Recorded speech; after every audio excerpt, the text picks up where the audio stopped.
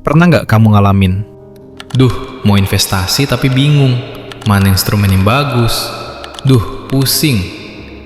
Terkadang kita pernah mengalami hal yang sama. Niat mau investasi tapi bingung. Mana ya instrumen yang bagus? Katanya deposito paling aman, tapi reksadana lebih fleksibel. Apalagi saham yang untungnya gede. Ibaratnya kayak beli telur. Banyak jenisnya. Semua juga sama-sama telur. Tapi telur kesukaan orang berbeda-beda. Seperti itulah kondisi kamu sekarang. Bingung, mau pilih instrumen investasi yang mana? Tapi tenang, kali ini kita akan membahas bagaimana cara menentukan deposito, reksadana, dan saham yang bagus. Bukan berarti ada yang jelek, tapi mana yang paling cocok buat kamu. Sebelum lanjut, buat yang belum paham apa itu deposito, reksadana, saham, bisa tonton video sebelumnya.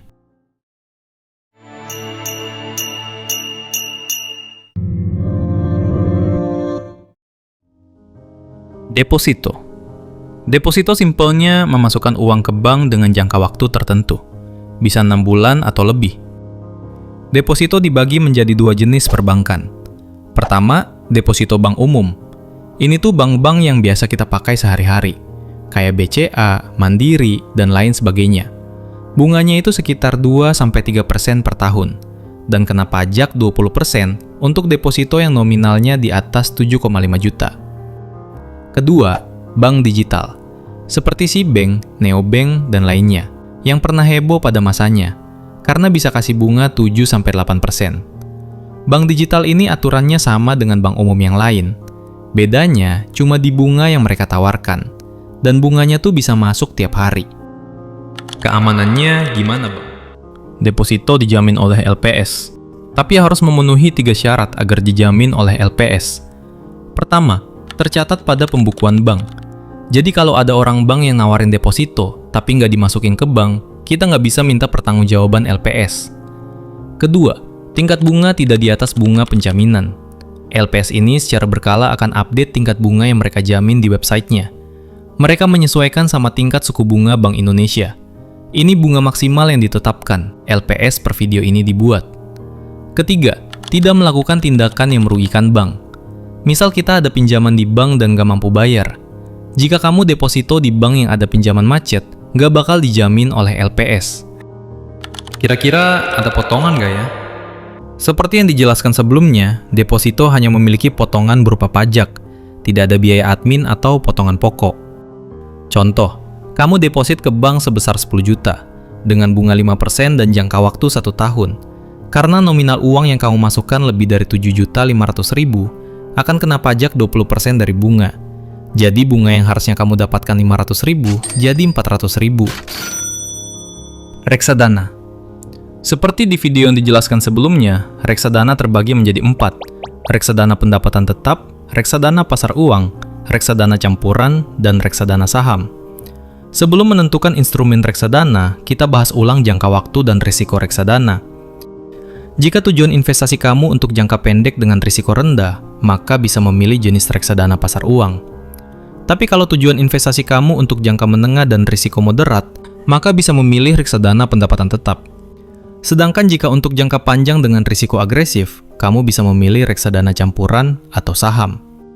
Setelah memilih jenis reksadana yang sesuai dengan tujuan investasi dan profil risiko, maka selanjutnya kita akan mengenal istilah-istilah dalam reksadana yang akan kita gunakan dalam memilih produk reksadana. Mungkin kamu pernah bertanya-tanya, indikator apa aja sih yang kita perlukan untuk memilih produk reksadana? Yang pertama, return atau imbal. Return berfungsi untuk mengukur kinerja suatu reksadana.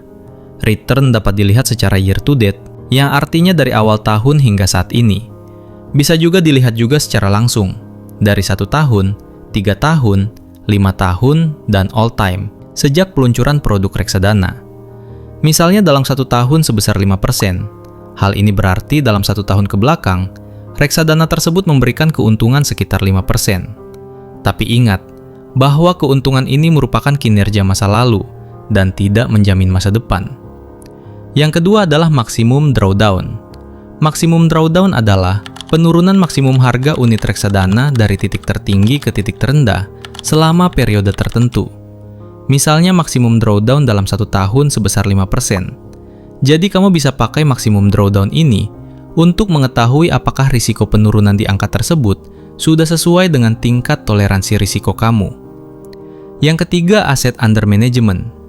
Aset under management adalah total dana kelolaan dari sebuah produk reksadana. Misalnya sebuah produk reksadana memiliki total dana sebesar 5 triliunan. Berarti ada total 5 triliun dana investor yang dipercayakan pada produk tersebut. Jadi kamu dapat menggunakan indikator ini sebagai tolak ukur tingkat kepercayaan investor pada manajer investasi. Dan yang terakhir ada expense ratio. Expense merupakan rasio yang mengukur besarnya biaya operasional reksadana dibanding rata-rata nilai aset bersih dalam 1 tahun terakhir, meliputi manajemen fee, custodian fee, dan lain-lain. Semakin rendah expense ini, maka dapat dikatakan pengelolaan produk reksadananya semakin efisien. Ada potongan nggak, Bang? Potongan reksadana relatif kecil, sehingga tidak terasa. Bahkan ada beberapa jenis reksadana yang tidak memiliki potongan sama sekali. Dapat dilihat di tabel berikut. Contoh, kamu memasukkan uang 10 juta ke reksadana pasar uang. Dalam waktu 1 tahun memiliki kenaikan NAB 5%, yang artinya untung 500.000, dan kena potongan 1% berupa biaya pengelolaan, pembelian, dan penjualan. Untuk biaya pembelian biasanya tidak ada potongan jika beli di platform digital. Begitu pula dengan biaya penjualan jika dicairkan lebih dari 1 tahun. Jadi total uang yang kamu punya jadi 10.395.000 dan tidak ada pajak. Saham. Seperti yang kita tahu, saham adalah instrumen yang sangat diminati dari berbagai kalangan, dari kalangan atas sampai menengah. Tapi di balik potensi yang dihasilkan saham, ada risiko besar yang dihadapi. Saham relatif agresif. Hari ini bisa naik, 1 jam kemudian bisa turun. Ibaratnya kayak kamu beli HP. Ada HP dengan spek rata kanan, tapi harga mahal. Dan ada HP dengan spek biasa-biasa aja, tapi dengan harga yang relatif ramah. Karena itu tentukan dulu, untuk apa kamu beli saham? Berapa lama jangka waktu yang kamu tuju? Berapa persen kerugian yang relatif siap kamu toleransi? Ada banyak sekali cara untuk menentukan pasar saham. Dari yang masuk akal, seperti observasi market dan lain-lain, sampai yang nggak masuk akal, seperti melihat prediksi bintang. Mungkin terdengar aneh, tapi ini nyata adanya. Karena itu kita bahas cara menentukan saham dengan cara analisis fundamental. Apa sih analisis fundamental? Analisis fundamental adalah analisis yang berfokus pada performa bisnis suatu perusahaan investasi yang menggunakan analisis performa saham. Analisis ini percaya bahwa dalam jangka panjang, harga saham akan mengikuti performa perusahaannya dari analisis industri dan laporan keuangan yang dapat berpengaruh terhadap performa perusahaan. Perusahaan dengan laporan yang baik tidak menjamin akan menjadi investasi yang bagus. Begitu juga sebaliknya, perusahaan dengan laporan yang kurang baik bukan berarti dia tidak bisa menjadi investasi yang bagus. Sama seperti membeli saham, kita juga harus menganalisis kualitas di balik harga dengan mencari tahu nilai wajarnya atau nilai intrinsiknya yang bisa didapatkan dengan melakukan beberapa tahap analisis. Value investing, yaitu strategi membeli saham yang harganya lebih murah dari nilai wajarnya, lalu disimpan jangka panjang sampai harganya mencerminkan nilai sebenarnya. Strategi quality investing, strategi membeli perusahaan berkualitas tinggi, meskipun tidak selalu murah, lalu disimpan jangka panjang. Strategi ini fokus mencari perusahaan dengan kualitas bisnis yang tinggi, sehingga bisa bertahan dalam keadaan apapun. Growth investing, yaitu strategi membeli saham perusahaan yang pertumbuhannya cepat, lalu berharap harga saham naik seiring pertumbuhan bisnis. Strategi ini memfokuskan investasi pada perusahaan yang dianggap berpotensi menjadi raksasa di masa depan, meski saat ini performa keuangannya belum bagus, atau bahkan masih rugi. Meski investor sudah memilih perusahaan yang dinilai sebagai tempat investasi yang menguntungkan, bukan berarti ia akan mendapatkan keuntungan secara instan. Ini karena dalam jangka pendek, pasar saham digerakkan oleh fear and greed, dan membuat pergerakannya terkadang tidak masuk akal. Pergerakan yang irasional ini bisa menyebabkan harga saham tidak selalu sesuai dengan kualitasnya. Saat ini bisa terlalu mahal atau terlalu murah. Karena itu penting menganalisis dinamika bisnis dan industri yang digeluti oleh perusahaan dan melakukan evaluasi dan analisis kuantitatif.